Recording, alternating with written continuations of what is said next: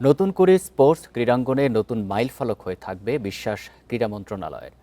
শনিবার সিলেটে কার্যক্রমের উদ্বোধন করবেন প্রধানমন্ত্রী তারেক রহমান। সেখানে বাড়তি উন্মাদনা সবার মধ্যে। জাতীয় থেকে আন্তর্জাতিক পর্যায়ের জন্য অ্যাথলিট গড়ে তোলার লক্ষ্য সরকারের। নতুন করে স্পোর্টস এই মিশনে বড় প্ল্যাটফর্ম। এ নিয়ে আলোচনা করতে চীন থেকে যোগ দিচ্ছেন বাংলাদেশ অলিম্পিক অ্যাসোসিয়েশনের মহাসচিব জোবাইদুর রানা। জনাব জোবাইদুর রানা, আপনাকে স্বাগত জানাচ্ছি ইন্ডিপেন্ডেন্ট সংবাদে। শনিবার সিলেটে নতুন করে উদ্বোধন করবেন প্রধানমন্ত্রী। ক্রীড়াঙ্গনে এটি কি প্রভাব ফেলবে বলে আপনি মনে করেন? এটা একটা খুবই সুন্দর একটা উদ্যোগ নিয়েছে। আমরা যেটা মানে অন্বেষণ, প্লেয়ার অন্বেষণের জন্য যেটা আমরা তৃণমূল যেটা বলি সবসময়, সেটাকে একদম ভিত্তি হিসাবে এটা কাজ করবে। আহ আমি তো মনে করি যে বাংলাদেশের যে আনাচে কানাচের থেকে আমাদের যে প্রতিভা আছে সেটা বের হয়ে আসার জন্য এই নতুন করে অন্বেষণটা খুবই সুন্দর একটা প্রজেক্ট নিয়েছেন। তবে একটা জিনিস আমাকে মনে করিয়ে দেয়, আমরাও যখন স্কুলে ছিলাম তখন কিন্তু মরহুম জিয়াউর রহমান সাহেব, তখন কিন্তু উনি শিশু কিশোর প্রতিযোগিতা এবং নতুন করে করেছিলেন। আমাদেরও কিন্তু খেলাধুলার সেই এই জাতীয় পর্যায়ে আসা কিন্তু এই এই ধরনের একটা প্রজেক্টের থেকে এসেছিল। তো আমি তো খুবই আশাবাদী, আমি মনে করি যে এটা খুবই সুন্দর একটা আয়োজন করা হচ্ছে, যেখান থেকে আমরা অনেক নতুন নতুন মুখ পাবো। বাংলাদেশের সব আনাচে কানাচে থেকে যত প্রতিভা আসছে সেগুলো আমরা খুঁজে পাবো। এবং পরবর্তীতে যেটা ওনারা প্রজেক্ট নিয়েছেন যে আমাদের যতগুলা বিকেএসপির মতন যতগুলা প্রতিষ্ঠান আছে, পাশাপাশি আরো সংস্থাগুলো আছেন, তারা সবাই সেখান থেকে ভালো ভালো প্লেয়ারদেরকে সংগ্রহ করবে। এবং আমাদের পাইপলাইন বলতে আমরা যেটা বুঝাই, আমাদের প্রত্যেকটা ডিসিপ্লিনের যেখানে সেখানে আমি মনে করি খুবই সমৃদ্ধ আহ, হবে।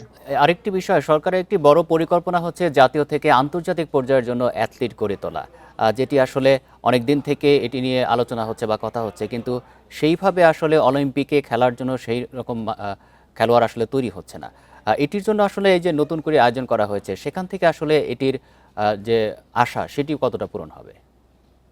আসলে এখানে দুটা জিনিস দরকার পড়ে। একটা হলো যে আমাদেরকে খেলোয়াড়দের অন্বেষণ করা, পাশাপাশি আমাদের ইনফ্রাস্ট্রাকচার করা। তো আমরা খেলোয়াড় অন্বেষণ আমরা অলরেডি শুরু হয়ে গেছে। ইনশাল্লাহ আমরা এই সিলেট থেকে যে উদ্বোধন হবে এখান থেকে আমরা প্রচুর মানে কিশোর কিশোরীদের পাবো। আর এর মাঝে আমাদেরকে যেটা কাজ করতে হবে, তাদেরকে অন্বেষণ করে খুঁজে আনার পরে তাদেরকে যাতে সঠিকভাবে প্রশিক্ষণ দেওয়া যায়, ইন্টারন্যাশনাল লেভেলে হাই পারফরমেন্স ট্রেনিং সেন্টার গুলাতে নিয়ে যেতে পারি। সেই জন্য আমাদের কিছু হাই পারফরমেন্স ট্রেনিং সেন্টার দরকার। বিশেষ করে আমাদের মন্ত্রী মহোদয় বলেছেন উনি প্রত্যেকটা ডিভিশনে একটা করে ক্রীড়া ভিলেজ করবেন, যেটা আসলে খুবই দরকার, যেখানে সব ধরনের মানে ট্রেনিং এর সরঞ্জামাদি সহ থাকা খাওয়া সবকিছু ব্যবস্থা থাকবে। এরকম যদি একটা ইনফ্রাস্ট্রাকচার আমরা করতে পারি, আমরাও বিশ্বে সব ডিসিপ্লিনই ভালো ভালো জায়গায় যেতে পারবো। আমরা যেটি দেখতে পাই যে মফস্বল থেকে যে সমস্ত খেলোয়াড়রা বা প্রতিভারা আসে, তারা একটা পর্যায়ে অনেকেই ঝরে পড়েন। সেটি রোধ করার ক্ষেত্রে আসলে কি কি পদক্ষেপ নেওয়া জরুরি, বিশেষ করে তাদের আবাসন এবং তাদের যে ভাতা বা এই ধরনের কোনো পরিকল্পনা আসলে নেওয়া উচিত কিনা? অবশ্যই। আমাদের যে জিনিসটা আমাদের একটু ঘাটতি আছে সেটা হলো আমরা আমরা সারা বছর প্রশিক্ষণের ব্যবস্থা করতে পারছি না।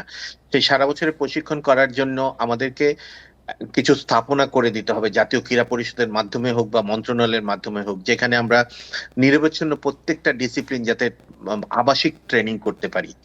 সারা বছর যদি আমরা প্রশিক্ষণের মধ্যে থাকতে পারি, আমাদের যে প্রতিভা আছে তারা খুবই ভালো করবে। আমি তো এখানে এখানেই বলতে পারি যে আমাদের যে কাবাডি টিমটা এখানে বিচ গেমসে খেলতে এসেছে, বিচ গেমস কিন্তু আমাদের জন্য খুব রেগুলার কোনো খেলা না, কিন্তু তারপর আমরা অল্প সময় প্র্যাকটিস করে বিচ গেম এসেছি। আমরা কিন্তু খুব ভালো খেলেছি। আমাদের কুস্তি টিম খুব ভালো করেছে। কাবাডি টিম তো আমরা এত বছর পরে পদক ফিরে পেয়েছি। তো আমাদের যদি আসলে নিরবচ্ছিন্ন প্রশিক্ষণের ব্যবস্থা করা যায়, এবং সেই প্রশিক্ষণের জন্য আমি মনে করি আমাদের একটা প্রপার ইনফ্রাস্ট্রাকচার দরকার। যেমন আমাদের আবাসন থাকতে হবে, সেখানে ডাইনিং এর ব্যবস্থা থাকতে হবে, সেখানে বিনোদনের ব্যবস্থা থাকতে হবে, পাশাপাশি সবচেয়ে জরুরি আমাদের জিম থাকতে হবে, ফিজিওথেরাপি থাকতে হবে। এই সবগুলা সমন্বয়ে যখন আমরা একটা